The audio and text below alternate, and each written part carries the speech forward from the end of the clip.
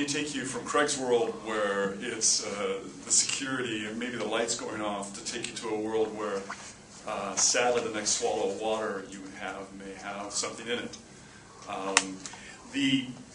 The mission of Safe H2O is really to take existing technologies, both myself and my co-founder, Dan Morrow. What we know about these technologies, what we've done is we've put these technologies together to address some critical market needs and societal needs, where waterborne pathogens are having just an incredible impact as far as not just killing people and getting us all sick, but they're also reducing the amount of portable water that's available in a world where, with the population increasing and the battles going on for water, the question now becomes whether or not you can drink it. So when you start looking around, you find that questions about potable water, questions about, if you will, bad bugs in your water, kind of fall into where you're at. If you're not here in a very civilized city, you're out in say, resource-poor environments, or like I've spent a lot of time in South Asia, then you see the reports from the WHO, where over 3 million people died last year from waterborne pathogens. The bulk of those were children. 80% of the illnesses that they see out there, the GI sort of illnesses out there, are waterborne pathogens. If you then look into the sort of country, the sort of world we're at here, then you start looking at developed worlds, but now you've got a situation where not so much that there isn't water treatment, as much as now you're aging treatment systems broken down, there's sewage in your water. And the CDC then can tell you that over $500 million in hospital bills every year because of waterborne pathogens. So a little bit of what our goal is, and what you see also on this slide, the problem comes down to how quick you can find out if you've got a problem. That's one of the key pieces, because right now it takes 18 to 24 hours. So yes, if you're in Portland last year, there was a breakdown in the water treatment system and they had an E. coli problem. They didn't really know about it for 24 hours. Then they put a notice out on the television set and told you all to start boiling your water. Safe H2O is here to make a change. And though I can lean forward and say that this is disruptive, I would say that we had this system reviewed a couple months ago by the EPA, and they told Michael and I, if we get this thing to market, it would be a silver bullet. The silver bullet has to do with the fact that we can address these timepieces, get it done quickly, but also we can address a growing list of pathogens. We all know about E. coli, you've heard of Legionella. I'll go into these pathogens. Not only is the list growing, much like Craig's growing problem, but the number of these pathogens, much like the flu viruses that run around, that are not killed by chlorine in our system is also increasing. Let me get you some of the details. So, what sort of market are we looking at? How are we going to drive this business forward? When you look at the over worldwide market, $3 billion being spent on water treatment. These are chemicals, instruments, and kits. If you drill down inside of that, you see about $300 million that today worldwide is being spent to fight, test, and find waterborne pathogens. Who are the customers? Right now, the key customers are really actually the labs. The water agencies themselves, the majority of the actual dollars being spent on water pathogens and testing is being spent on labs. You've also got a set of customers that are simply the people like the pharma companies, the people that are putting the water in your bottled water systems, and other sorts of food and industrial systems. You've also got to take a look at the water treatment systems. So a lot of water that is being treated, tertiary treated, is actually putting back into the ground and being used. So now you're concerned about pathogens in that area.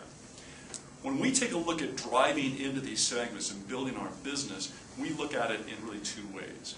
One would be to look at it from a global sense and what the segments break down. So as I've mentioned, you've got developing countries, whereas the bulk of that $300 million is in these developing countries. It's in there, it's growing at 8%, there's some great opportunities there. We see the emerging markets to be in places like China, Brazil, and India, where now you've got exploding populations, you've got exploding middle class. that want to make sure that the water that they're drinking doesn't have any pathogens in it, so there's a substantial growth in that area. We feel it's over 20%. One of our goals as a company, once we get our feet on the ground after we make our first milestones, is to really start addressing resource poor environments. As I'll show you as I walk through, our goal of making it simple, our goal of making it portable means that we can bring systems into places where, say, the World Bank is investing in water treatment places, and able to tell people whether or not there's any pathogens in that water. The other thing to look at is a technical side. Right now, the majority of the testing is being done in Petri dishes. It's called a media test. Basically, it takes 24 to 48 hours or even 96 hours. The emerging pathogens have to go to a lab. These are molecular diagnostic tests. They could take 4 or 5 days, cost $500 or $600. And this is where we're going to land with our feet, because we can actually look at these sorts of tests. The toughest one in the developed countries right now is Cryptosporidium giardia.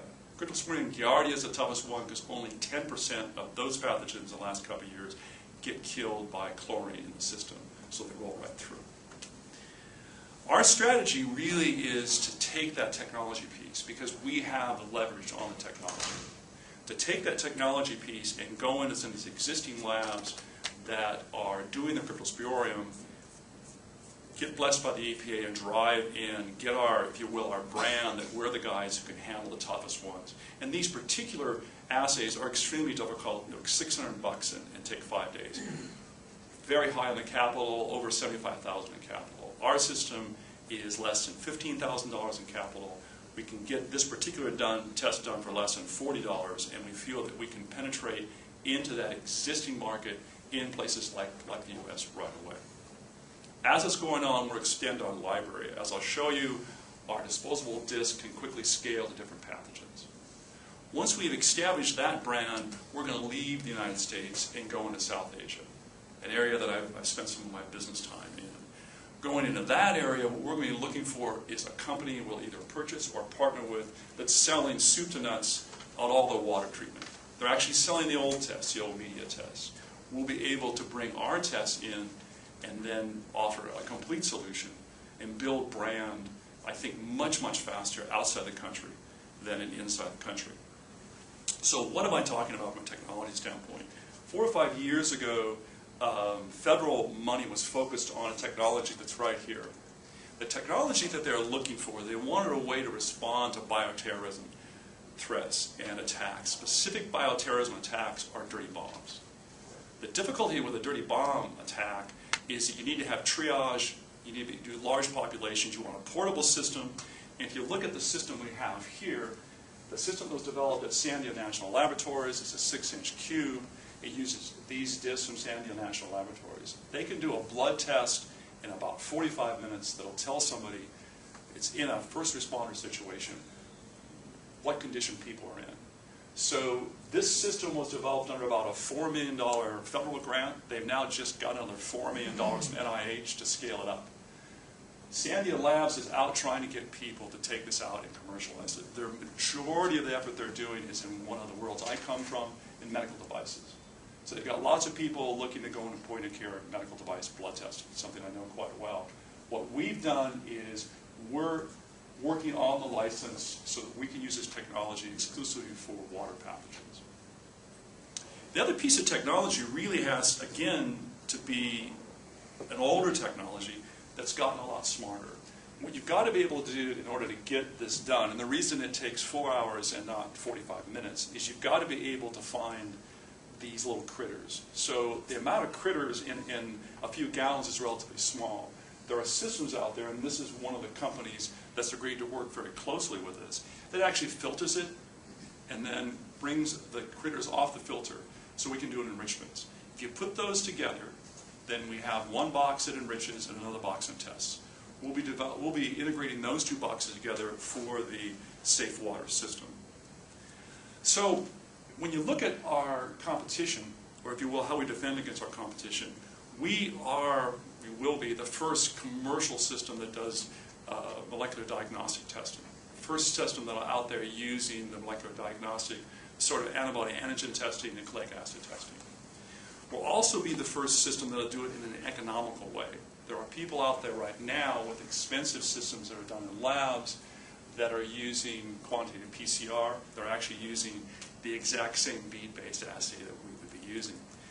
Our system scales well. This particular disc I've got here is not a high-tech microfluidic disc.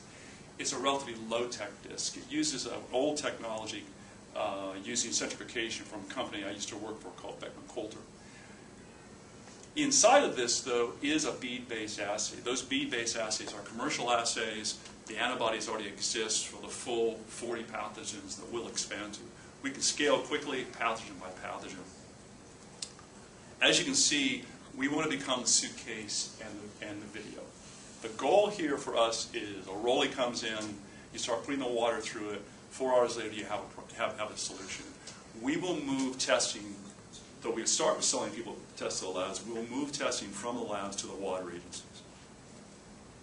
So, competition in this $300 million business is well known. Everybody knows about 3M. They actually started off making the Petri dish pieces. You can see that I've got the dollar, which is 10 to 650, and the time. If you go into the chart, you'll see that our goal is to be from about $25 or $40 on the disk, and to be able to get the time all the way down to 4 hours. We'll be competing with both the media technology, and this is, if you will, the low-tech side that's got a big piece of the business right now, and then the lab technology, much like you'd see in any hospital lab or any life sciences lab. The team that we're bringing together right now, and we are at concept level, we're pre-seed, is myself and Michael Jones. My background came out of R&D and went into manufacturing operations, both in life sciences and medical devices. First at larger companies in microfluidics, genetic tests, where they had it working in the lab, they needed to scale it up. I'm just bright enough to understand what the lab guys are saying, and I make things work from a manufacturing standpoint. I then went on to take technology out of Stanford, for example, and scale up into medical devices and take it out to Singapore. And I've taken technology that was at Genentech and scaled it up into a life sciences company. So I'm the box guy, I'm the hardware guy. The other piece of this is Michael Jones, who couldn't be here tonight. Michael Jones has got 20 years of experience in this industry, selling these exact kind of tests to the companies that we would be going out after to talk to. Key to where we're going to build this business is, and it's much like my own background in things like microfluidics and rapid diagnostics, you need to have some strategic partners where you've tied down key technologies. I mentioned Sandia National Labs for the disk. Sandstone is a spin-out from Sandia National Labs from last year. These are the two inventors of the disk who started a company. I'm one of their advisors, full disclosure. They're actually starting a male fertility test company I'm helping them with, and they're helping us with scale up of this disk. The Scientific Methods company is the company that made the enrichment technology I showed you earlier. Like a lot of small companies like ourselves, we're looking for partnerships. We would integrate their technology with ours to put it into the suitcase. Following the strategy that I mentioned earlier, what we'll be doing is starting with doing direct sales into the United States and scaling this up. As far as scalability, as I mentioned, the manufacturability of the disk, we've understood. I'm a gadget guy, I'm a box guy, we can scale up a box, and we're using the Scientific Methods people. We feel that with a direct sales team, we can get into the labs. There are about 1,200 labs right now we can get into. About 500 are now doing cryptogiardia. By having a lower cost test, we should be able to both take business away from the existing PAL system. But we also think that we're going to get more and more labs doing cryptogiardia because it's actually a very high margin test. That will allow us to drive ourselves forward towards, if you will, our milestone 2. Obviously, milestone 2 will be our commercial launch, meaning that we want to be able, in 3 years, to be able to launch the product. So at that point, we'll be able to start shipping product. We feel that between that 3-year point and the 5-year point, that we should be up to about $20 million in sales. So what I've come here tonight for is to really pitch and to look for the first 300,000, which would be our proof of concept. We're looking for seed money to be able to go to Sandia National Laboratories, We're in discussions about a CRADA, for example. We've got the EPA signed up to supply samples. Sandia National Laboratories, we're in queue to get the license. They'll do the CRADA. Scientific Methods will put it all together.